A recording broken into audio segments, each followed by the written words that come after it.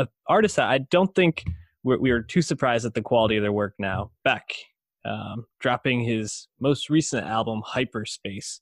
14th. 14th, which is crazy. We go from 4 to 14th. And Beck, I mean, we've reviewed what, one of his albums now, I think, on here. The 2017 one. What's it called? Colors? Yeah, Colors. Yep. Yeah. We did Colors last year. Before that, Morning Phase, Grammy Album of the Year. That's right.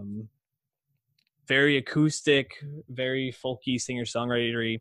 And then Colors, which is it feels like a bit of a move away from that softer sound into a more pop and break, at least I think Beck style, but more just like fun. And then this album seems like Hyperspace seems like a good mesh of those two things. I think there's some really strong songwriting within this album, but it kind of meshes that like poppiness and that energy of Colors with, I think, the songwriting and the depth of Morning Phase, which I think made this a really fun listen. I know you didn't get a chance to get to it, but if you haven't had a chance to, I really would recommend starting with a song like Chemical, which I think kind of brings in this nice like trancey, spacey type feel that he's obviously going for with Hyperspace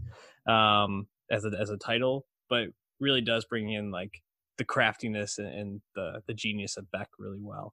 But really, there's not a bad song throughout. Pretty much the quality you expect from Beck. So check out Hyperspace. You think you'll give it a listen eventually? Yeah, I've always found him a very accessible artist. You can kind of just, I mean, again, 14 albums. It's pretty daunting to try and catch up on Beck, but I mean, I felt this way with Colors, at least, that you can kind of just listen to Beck and get the idea and then dig deeper if you want to, because he is obviously a really talented songwriter. So yeah, I do want to listen to it. He is an important figure in the singer-songwriter field, obviously. Grammys know all about that. Yeah, I'd be surprised if he didn't get a nomination next year for this album. It's quality, and like you said, the Grammys love him.